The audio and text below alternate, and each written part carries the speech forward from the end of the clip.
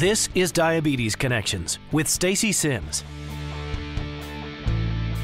Hey everybody, it's Stacey. I'm putting out a quick bonus episode here. This was kind of unexpected, but I think it's going to be fun. Rob Howe is a friend of mine. He is the host of Diabetics Doing Things, and he's also one of the speakers at my Diabetes Connections Presents Mom's Night Out event coming up in just over 2 weeks. That's the one outside of Dallas in Frisco, Texas. Rob has been doing a lot of cool stuff. We're both getting into events. We were just catching up talking about that, and we thought it would be fun to record the conversation. You can learn a little bit about content creation. I mean, I wouldn't call us influencers, although I guess others might. I don't really like that term, but it's about what we're working on, some behind the scenes stuff. So here's the chat, very little editing, no commercials in this one. My regular episodes, of course, air on Tuesdays. And I want to let you know that next week's will be airing later in the day than usual, maybe Wednesday morning. That's because I'm talking to Dexcom. They are at the EASD, the European Association for the Study of Diabetes.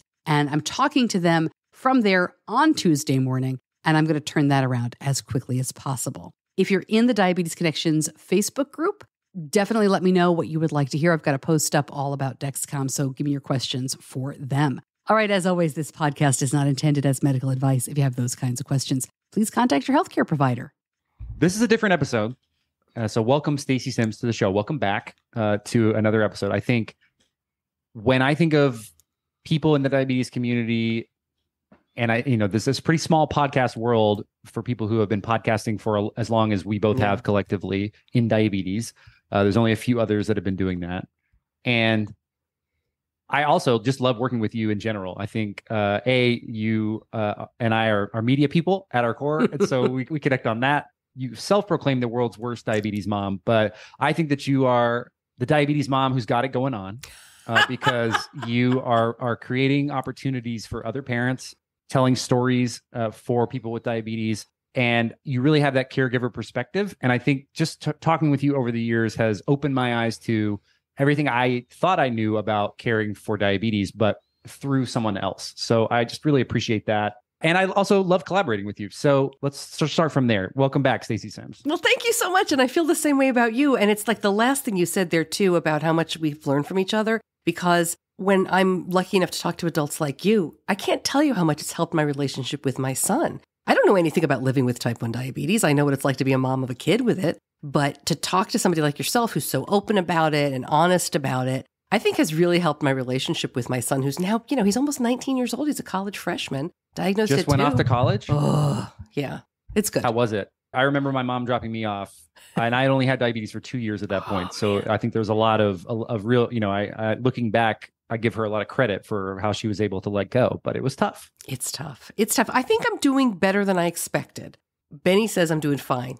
We talk every Sunday. I don't text him every day, which surprised me. I thought I would be texting him every single day, like, how are you? How are you? How are you? But we've got a good system. And I'm worried about all the normal college stuff, not just diabetes, which kind of sounds crazy, like, oh no, I'm worried about everything. But my daughter also just graduated from college, so I've been there and I've got like the normal stuff. So I think we're good. I don't know. Ask me tomorrow. I'm not, I wish, in some ways, I wish he was like 5 years old still and I was doing all the work for him. But, that's not how it goes. It's not. And I think, life is challenging. It evolves. And, I think when we talk about like the toughest times living with diabetes, the teen years are often like the highest bell curve in terms of like A1C outcomes and also stress for mom and also stress for patient. So you're almost through those. And yet there are those challenges of, when you go to college, you're obviously going to get an education, but part of that education is making your own choices and waking yourself up for class or your job or whatever the case is and making your friends. And I think that's such an important time. And really for me also like kind of reframe my relationship with diabetes as well. Cause like nobody else was doing it. It was on me. Mom wasn't there to pack my meticulous carb counted lunch every day like she did. Shout out to Anita. But yeah, just a lot of fun stuff coming up. Yeah, it's good. It's good. So yeah, I'm trying to take a deep breath and we shall see, but it's really working out well so far. So we shall see. Well, something else that you've been doing that's new, and I believe you did your first event maybe in 2022, but now we're in 2023 and you've been doing these Mom's Night Outs in various cities across the US and continuing to go to new places. And I remember when you first talked to me about it last year. I think we may have been at ADCES 2022, potentially. It was one of those big events. And you told me about Mom's Night Out. And I said, I think this is perfect. I think this is great. I think there's a lot of people who are going to be on board. How can we do it? And so now you're bringing it to Frisco, Texas, right here in DFW in October. And I'm going to be able to join as well. So for our listeners who want to know about Mom's Night Out, especially those in Dallas, like let's talk about what they're going to get in Mom's Night Out in Frisco. Yeah, thanks, Rob. I mean, Mom's Night Out was an event that I started here in Charlotte where I live. I've been really lucky. For the last 10 years, I've had a group of moms. I mean, I'm lucky, but I put it together, right? So you have to do all the work. But we go out every month. It's either lunch or dinner. I have a big Facebook group and we get together. Sometimes it's 2 people. Sometimes it's 30 people. It kind of depends on everybody's schedule. And we always say oh, I wish there was more stuff just for us, because there are great events for families, right? I mean, JDRF does amazing events for families. Other groups do meetups. There are diabetes camps for kids. But the experience of being a mom of a child with type 1 is a singular and different experience. It's not, and being a person with type 1 is a singular and different experience. And there's nothing that I know of that's just for moms. I've seen a few retreats, right? Like get away and relax. That is not exactly what this is. I wanted to do something where I could still get education. I'm always curious. I always want to learn about technology. I want to hang out and, have a cocktail, do a craft, and listen to some cool speakers. If I'm being honest, Rob, I planned a book launch in Charlotte. That's what the first one was supposed to be, because my second book came out in 2022, and this was supposed to be like a fun night out for moms. I'll sell the book. But then once I sketched the whole thing out, I was like, oh, this is a conference. And it's not even, so we put the book aside. I didn't even have the book at that event. And it became a place for moms to meet with the technology companies, to meet with educators. I really never understood how I went to all these events and I couldn't get 5 minutes with a diabetes educator. I have a quick question. Can I sit down and talk to you? So we do these check-ins with, there's at least 2 educators at each event. In Dallas, we've got Stephen Ponder, who's the author of Sugar Surfing. You can meet with him for 15 minutes and ask him all your questions. We've got a wonderful woman from Integrated Diabetes Services. So, these are folks that you can meet with. And then you hang out with moms and you meet people that are from your area. We do some icebreakers, which I know makes everybody kind of cringe, but they're super easy and they help you meet people that have children your age. So if you've got, a 5-year-old child, it's fun to talk to a mom of a teenager, but you really need that connection with the kindergartner. So we try to do things like that. And the Charlotte one was great. I heard from moms all over the country. I mean, I get emails every week, come to my city. So we're trying to expand it slowly. But we are in Frisco, Dallas in October. And then later in the month, we'll be in Providence, Rhode Island. And then we're coming back to Charlotte. And then we're going to be announcing, I hope, 4 for 2024. Incredible. I'm exhausted. I was going to say, as somebody who at the time of recording, I just got back yesterday from our first out-of-state event that we did, which was Diabetes Legends Basketball Clinic. And I got to say, it sounds really refreshing because I also did not really know what that event was until the day before. So I love that yours started as a book launch and now has evolved. You're yes, this is a conference. Yes, this is something we can do again, because I want to make sure, I'm so fortunate. Our event was amazing, incredible. You and I were talking before we started recording. There's very few peak days with diabetes that you are prescribed. If you're lucky, you go to diabetes camp. You maybe go to a conference like we're talking about, or either a JDRF Type 1 Nation or a Connected in Motion if you're very connected. But most of the time, those are either virtual or they're bigger conferences, and they're not as just a fun day. Or for in camps, they may be out of state or they may be, cost prohibitive in some cases. And so I was like, I love basketball. That's what I cared about when I was diagnosed. Can I still do this? And I found out that I could. And so what do I know best? Basketball camp. I'm a kid that went to camp, whether I had diabetes or not. I went to basketball camp. So Diabetes Legends Basketball Clinic was born. And it's basically a 2-hour basketball clinic with amazing coaches. We had 2 amazing med staff. We had the low blood sugar station. We had everybody's devices ready to go. We come in, you check your kid in, they go play basketball for 2 hours. And then we did a live podcast with a diabetes legend, Gary Forbes, who is one of 3 people in the history of the world to play in the NBA with diabetes. And though those kids got to do it, and I tell you what, Stacey, I didn't really know what it was until we got to Denver on Friday and we're setting it up. I'm like, oh, this is something we can do over and over again. And so for you to be doing 4 just a year and a half really after you did your first one, first of all, I understand what you mean. You're tired. Like that is a huge expanse, and you are one person. I know. Congratulations. I guess this is big for your listeners. You've hired like a part-time staff member to help you with coordinate some things. It's But amazing. You could after look. all this You time. could look from the outside. Like I'm sure even people in Dallas are like, oh, Mom's Night Out, diabetes for kids with diabetes. This must be a big organization. This must be a big operation. No, it's one person who had this idea and brought it to life, and now it's it's getting momentum, thankfully, and I think it really does meet that need, like we were talking about, and I think that's such a huge part of my passion for creators is being the change. Yeah. You are making something that would have benefited you as Benny was growing up, meeting other moms, and you took those insights that you've learned from all of your work over the years in the diabetes community and created something. Yeah. And that's me too. I realized, what would have really helped 16-year-old Rob to know that I could go listen to a live podcast with an NBA player, or if I was younger and had diabetes, go make a friend with diabetes at basketball camp. One of my friends who was my college roommate was in the area in Denver and was able to stop by the clinic. And he was just like, dude, all these kids have diabetes. And I was like, yeah, there's 40 kids running around the gym.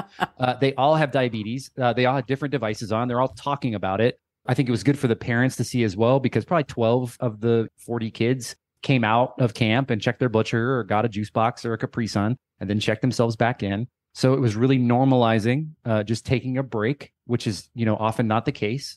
I am still riding that high from the weekend. And, but I think even for our staff who don't have diabetes, the guys who are running the basketball side of the clinic, they're like, hey, man, we do clinics all the time. And today was really special because there's something bigger. You're opening up a world of possibilities for a kid. And when they see somebody like Gary and they see other friends, older kids, younger kids who are out there with them, making friends with diabetes. And I think it comes back to what you were talking about making friends and acquaintances in the Mom's Night Out group with someone who is going through the exact same thing that you are, normalizes it. And I think there's also research now that clinically supports better outcomes when you have a friend with diabetes, and when you're involved in diabetes, like blogs and social media and community, it really reinforces the importance of that. So I honestly, I'm grateful for the sponsorships that we were able to get. And, that allows us to do this.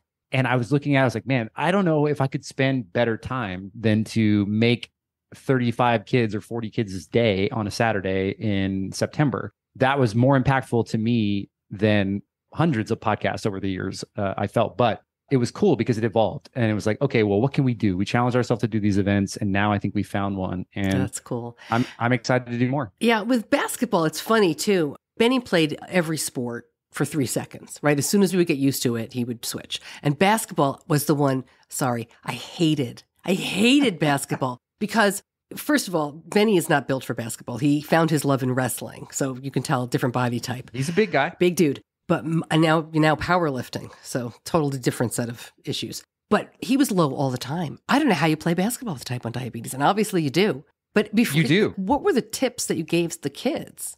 So I was intentionally kind of hands off of like giving the advice because everybody's just so different. So what I would say in the podcast, Gary and I kind of talked about managing blood sugars playing basketball. My problem is the opposite. I go really high. Wow. Because I've learned about myself. When I really like something and I really care about it, which I do for basketball even now for some reason, you get stressed, you get adrenalized, then I get excited and my blood sugar goes up, my insulin resistance goes up for 2 hours. And then I crash because my body has been exercising. I've been getting, I've been hydrating, and that insulin that's on board finally is able to get absorbed, and I crash afterwards. So I think just to normalize that, I don't have the secret sauce to keep a flat chart throughout this, basketball practices and games was also refreshing for some of the parents to feel, because I think you start to feel a little bit guilty. You're like, you're doing something wrong.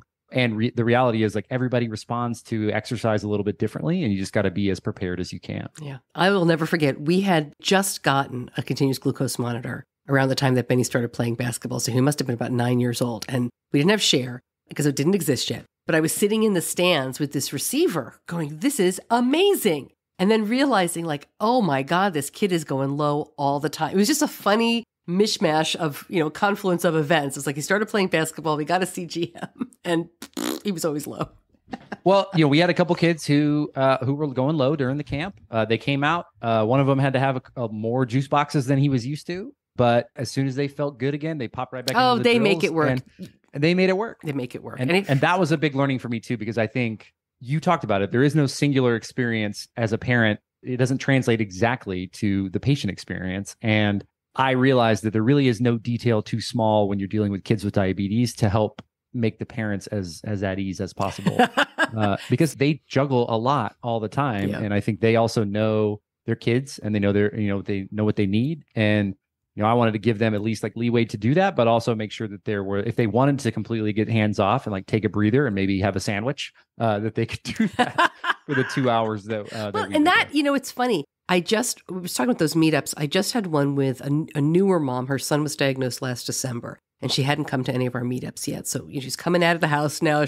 And you said like to just, hey, go away and have a sandwich. That's a huge accomplishment, right? For some people at the very beginning of their journey and even further along. So her big question was her son had an overnight field trip and he was 12. And, what was our advice? Like, should she let him go? And she was really willing. She was super nervous, but her feeling was he's 12. He doesn't want his mommy staying in his hotel room when the other kids don't have to do that. She said, how do I stop worrying and let him go? And I said, well, the second part of your question is a lot easier to answer. Like, how do you let him go? The first part, how do you stop worrying?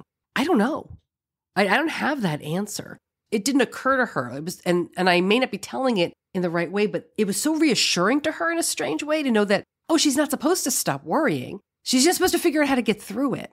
And that's what a group like what you just did, like meeting in person, asking those questions, seeing your kid play basketball, go low, treat it, go back in, letting your kid go on that field trip, seeing issues come up, dealing with it, knowing you're always going to worry. I'm an adult. I have adult children, and my mother still worries about me. So that's right. Yeah.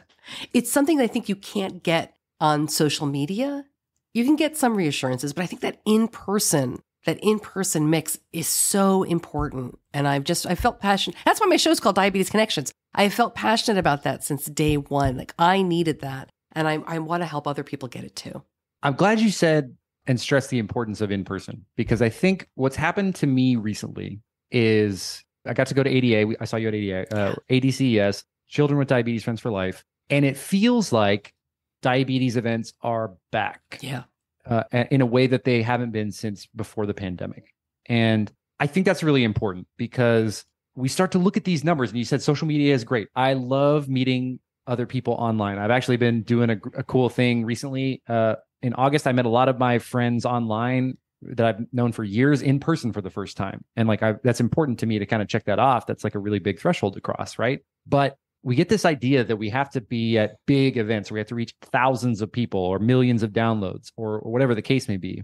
But 15 people getting coffee together on a Saturday afternoon in Charlotte and just connecting, that is where the real power of community comes out. Because then people who are maybe not as apt to use social media or just who want to have a cup of coffee with somebody and meet somebody new, those are friendships that you can build that extend out to, was my only task to the campers. I was like, hey, we're going to have fun, play basketball today. Your job is to make a friend today that you didn't know before. And because I know then parents, the same thing. When you have a question, when something comes up, you have someone now to reach out to. Yeah. So I'm glad that the momentum is kind of building. And I want to encourage people who maybe have been putting something off in person, go get in person and meet some people and look some people in the eye and meet them, because it's just a good skill. It's good practice to get kind of out of your comfort zone. You never know what's going to come back to you, from those things. Meeting those parents this weekend, talking to them, seeing them connect with each other. And, obviously you're not going to forget about your kid's diabetes. You're not going to completely relax, but you're going to learn how to deal with it. And you're going to see that other people are dealing with it. And hey, okay, if they're doing it, maybe I can take a little breather. Maybe I can, I can go run some errands while they're at the camp. It seems like everything's taken under control. And that's what I wanted to kind of unlock for some people, because there's been a lot of people who have been diagnosed since the pandemic who haven't had a chance to know about all of these different events. Yeah. And it's interesting, when you mentioned those big events, ADA, American Diabetes Association Scientific Sessions and Friends for Life, we talked about making Mom's Night Out a once a year blowout, right? Like a huge event for moms. And then I thought, it's really hard for a mom to get anywhere. True. It's hard for me. Now it's a little easier. My kids are older, but when they were in elementary school or middle school, going out on a Friday night was so hard. So I wanted to, rather than try to do it once a year and make it a destination, I thought doing these regional ones might be a little easier. So you can just hop in your car. My husband says we're treating it like a concert tour. So we won't be back in the exact same place, but we'll come nearby, right? We're going to try to cover regions. So that's, I love that. Yeah, that's the idea behind Mom's Night Out. And you said something I wanted to follow up on, though. When we were talking about other folks doing podcasts and doing creative endeavors and doing, I don't know, there's so much good stuff that's going on right now. Would you talk about a project you're involved with or you're pitching? Yes. There's and I don't remember the name of it. I apologize, but this is so cool. Yeah, thank you for asking. It's kind of a longer story, but as you get involved in the diabetes community, I sort of continue to learn that I like what I don't know. And what I discovered at the end of 2022 was one of my friends who I met through the diabetes community got a job at a place called Diabetes Center Bern. And I'm saying it with the Swiss accent because it's Berne. Bern is a city in Switzerland. And it's basically the nonprofit arm of a Swiss venture fund that supports diabetes devices and digital diabetes solutions, totally geared towards living with diabetes. And they have every year an innovation challenge in those two categories, diabetes devices and digital diabetes.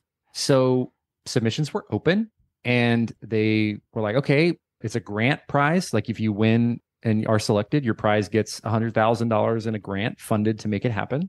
And so I was like, okay, well, what is my idea? Like I had never really tasked myself with, Diabetics Doing Things has kind of been, I've just continuing to say yes to things to find things that I'm interested in. We wanted to do events this year. So we've done 3 events. We've got our pickleball classic coming up during National Diabetes Awareness Month. And, that was kind of cool. Like, yes, new things, new events. We're loving this. This is great. What is this going to be? And it came back to what we were talking about earlier, which is creators. And I am a diabetes creator. I didn't realize that when I started, but that is who I am. And there are a lot of other people like me that I've met over the years. And I really have an advantage there because of my marketing background and my business background. So when we were talking about sponsorships, those are my career peers on the other side. I know what they're looking for. I know the language to speak. And I've been fortunate enough to, have other, successful ventures in my life that fund my ability to do those things and the skill set. On the other side, though, I see other people with diabetes who don't have that background, who have great ideas, more creative than I could ever be, but they don't have that skill set. They don't have those opportunities. And ultimately, they burn out for a number of reasons. Diabetes, chief among them. Living with diabetes is hard enough. And people with diabetes need 3 things. They need money, they need insurance coverage, and they need community. Like those are sort of like the core for building the Maslow pyramid. You got to have those things in order to be able to give of yourself back to the diabetes community. So how can I create an ecosystem that allows that to happen? So the answer to that I pitched to the Innovation Challenge at DCB is the Diabetes Creator Collective. And we made the top 20.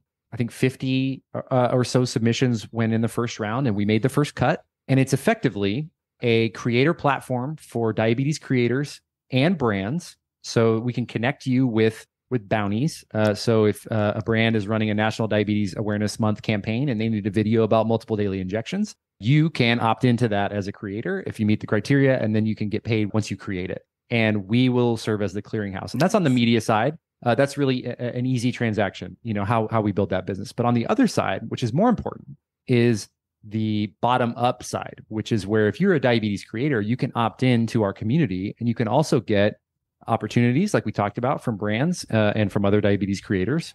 You can get back-end support for events and, selling your wares and your items. And you can also get community and mentorship to help bring your idea to life, to get you the support on the back end to say, hey, I have this event, but I don't really know what to do. I'm a painter and I want to bring other diabetes people together. Cool. We can help you make that happen. Wow.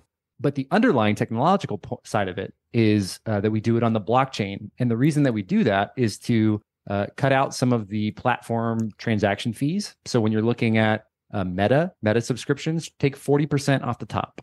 Let's just say that you're an amazing creator. You've got $10,000 a month coming through your Meta subscription. You're only going to be able to touch 6,000 of that. And in the US, you're going to have to pay self-employment tax on that. So all of a sudden, what seemed like really successful is now, maybe not as manageable. By doing it on the blockchain, we can eliminate payment terms, which are often also challenging. So as soon as you fulfill, that's delivered to you in your wallet. But we also can create a global payments network for patients with diabetes to get connected to, where in a pinch, $300 for a vial of insulin could be delivered to you anywhere in the world instantly with no transaction fees.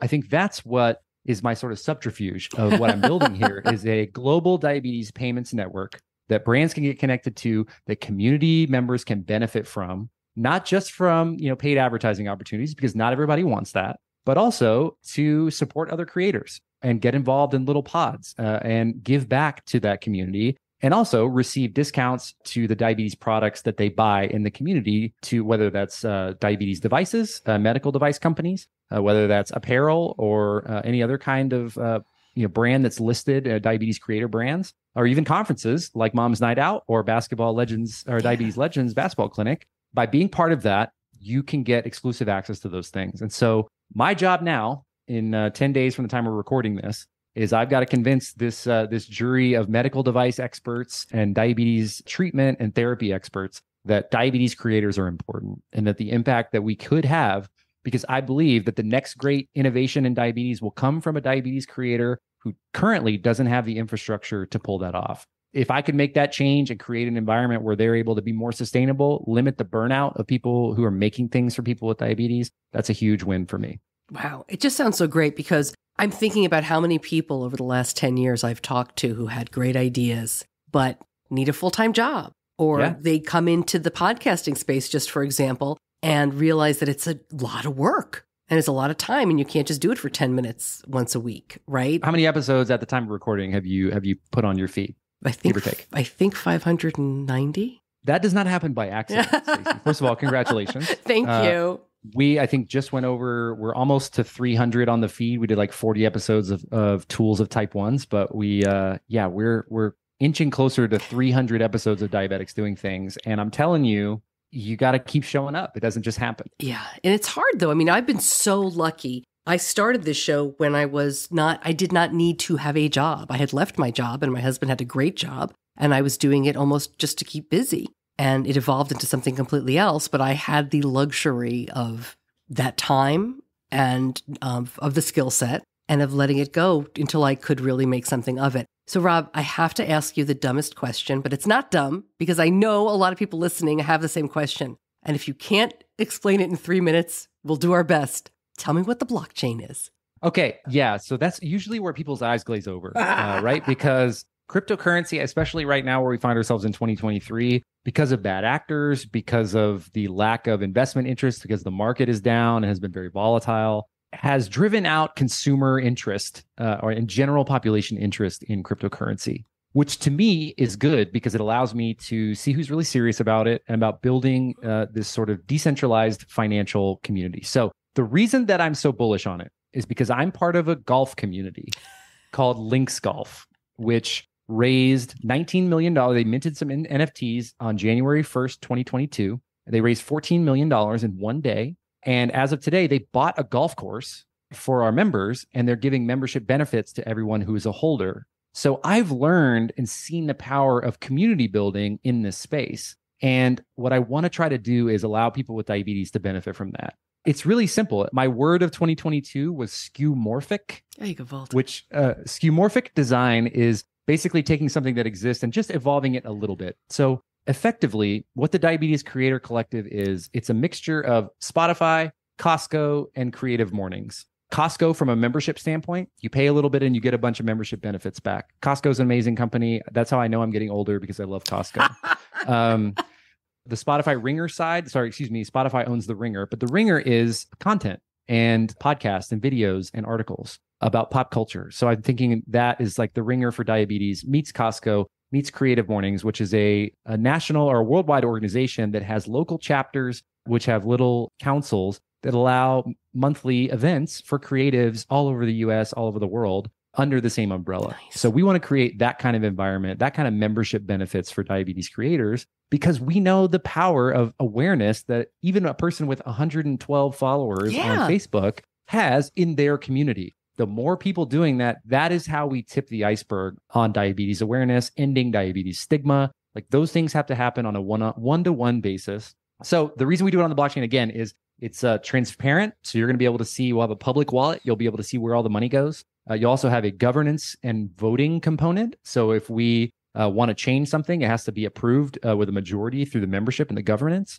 And then again, no payment terms. So when you're talking about doing a sponsorship deal, You might have net 30. Some brands are net 90. The bigger the company, the longer the payment terms.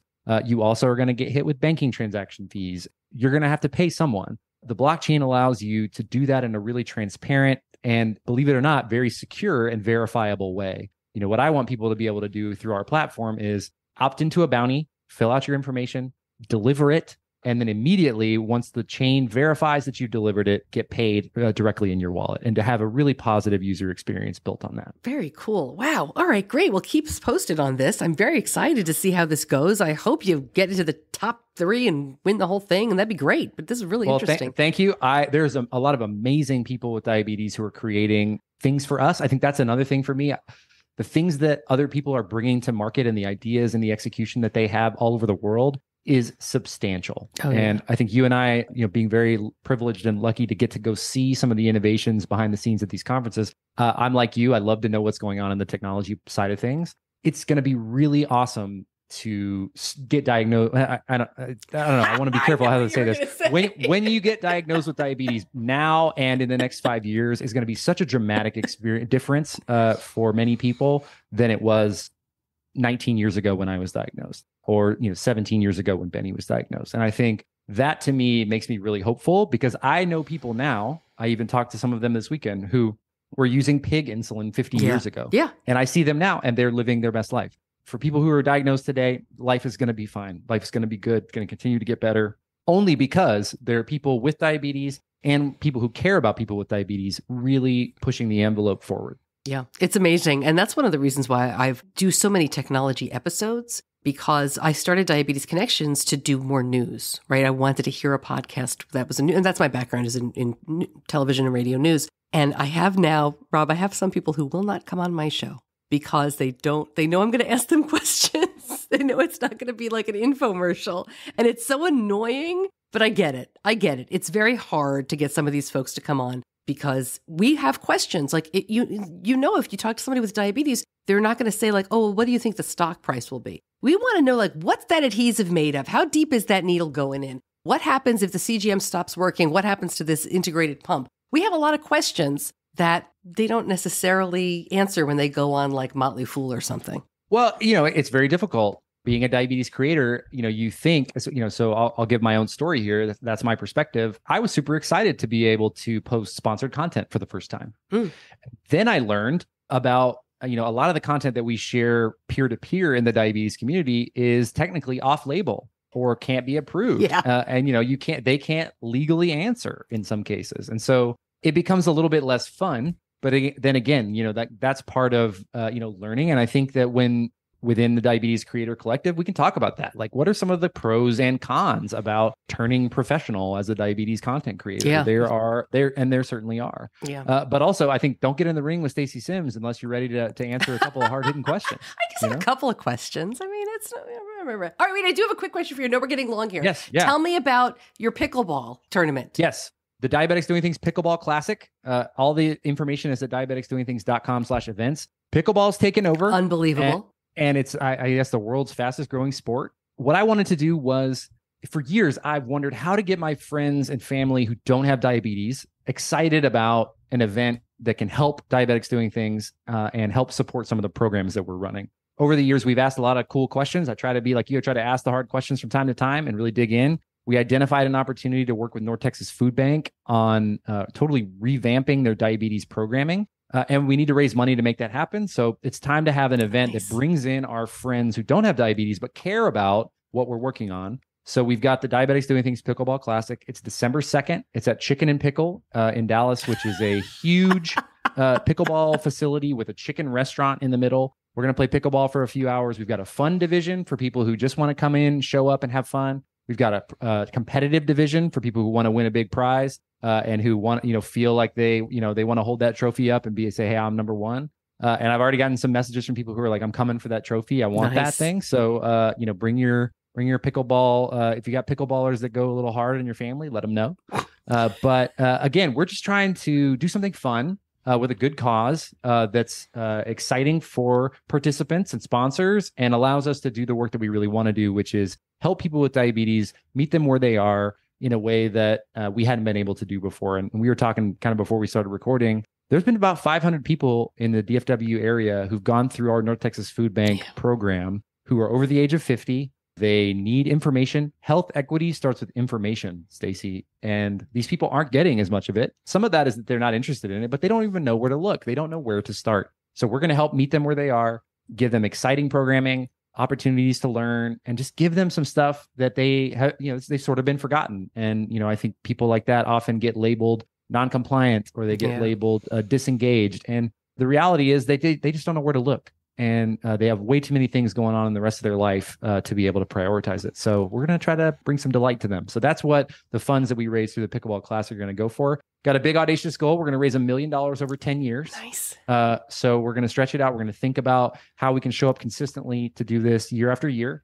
And, give that back to people who need it most, food insecure people with diabetes. I cannot think of a better cause. That's wonderful. That is wonderful. Do you play pickleball?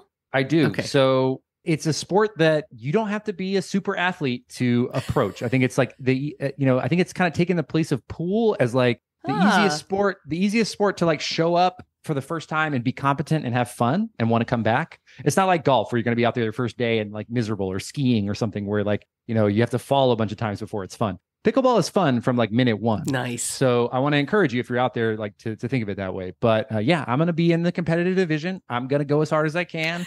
I got to show well too. So that's on me. I got to like really get the training. So, that's something that, I want to make sure that I do. Maybe we'll do a pickleball clinic. You can bring your stuff. We'll do it at Mom's Night Out in October. Hey, I'm ready for that. I'm so excited also to come to Mom's Night Out because I want to talk about the patient perspective. Yeah. Like you said, I'm a grown up now.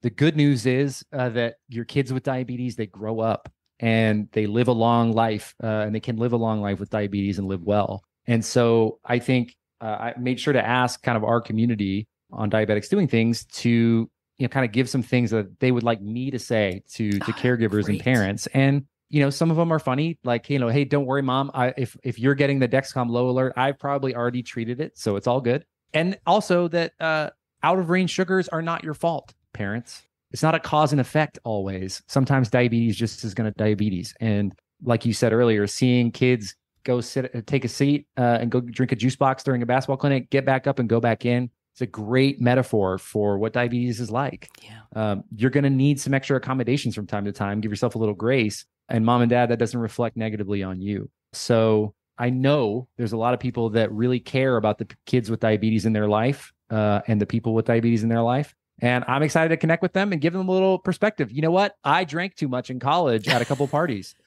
And I'm okay. I didn't tell some people about my diabetes sometimes. And, I did tell others. And, I experienced all of the emotions that go along with that. And I'm excited to talk about it because I hope it will open some, have some light bulb moments for some moms there who can say, you know what? Hey, my kid did have an out of range blood sugar the other day, and that's okay. That's going to happen. Nobody's 100% time in range 100% of the time, even people with working pancreases. So I'm just pumped to be able to have the opportunity to do that and to support your awesome event. Thank you. I'm excited to connect with those folks. Yeah, it's going to be great. I did have a request. It was interesting. When we had our first speaker in Charlotte, we had a couple people and they were women. And then one of the women who was attending, one of the moms took me aside and she said, this is so cool, but I need to hear from a grown-up boy. That's what she said. I need a grown-up boy because she had a son. And I was like, I know a couple of really good grown-up boys. I'm going to call Rob. So that was really, so thank you so much for doing that because I know you'll be real and honest. I will. And I am fully admitting that I am a grown-up boy. I was telling somebody, I was like, I feel like I'm just 18. Now I know about taxes. I think that's the main thing. But, I think that is true. Your boys grow up, they turn into grown-up boys and grown-up girls. And that's awesome. And so, I'm going to spill the whole truth and nothing but the truth. What I told you when you asked is that I've been a big hit with mom since 1988. And that is all true all due to Anita Howe and her amazing motherhood to me. So I'm excited to answer any and all questions. Cool. Well, I think I'm just looking forward to seeing you. I'm looking forward to everybody. So please come to Mom's Night Out. Yes. And come to pickleball. Yeah. Yes. And you know what? Shout out to a couple people who are just trying to make things happen. And, I think that you never know where a little idea will take you. And I think, we've talked a lot about other events and not a lot about podcasting. But I bet if you could go back in time and tell Stacey on episode 1, hey, you're going to be planning in 2024 4 in-person events, I imagine that would knock your socks off. Yeah. I probably would have said, like, do it now. Let's do it now. Why didn't you have that idea now? I'm right there with you. I would have been totally surprised. Same kind of thing if I was hosting a basketball camp. Like, well, why would I do that? Yeah. So you never know where it will lead you. But thank you for this time. I'm so excited we got to do a little mini-sode. Yeah. Can I jump in with my promo code, or will you put that in later? Yes, please do. Please do. So as you're listening, Diabetics Doing Things is the promo code that you can use for Mom's Night Out Frisco. And we're really excited. We have a few free registrations. There's a little bit of a service fee. It's like $13. But if you use Diabetics Doing Things, we have 5, I think, to give away. And that was really cool. That came up thanks to our sponsors. So I appreciate them. And just go ahead, we'll link up the website, blah, blah, blah, but you'll see it. Yeah, everything will be in the show notes. Cool. And I also am going to include this in our email blast prior to this episode because we got to get there. And if you get there and the promo code doesn't work, email me and we'll hook you up. I got others. Perfect. Okay. Well, code Diabetics Doing Things. And again, that's Mom's Night Out Frisco. It's coming up this October, and I will see you there. Thank you so much, Rob. Take it easy. You too.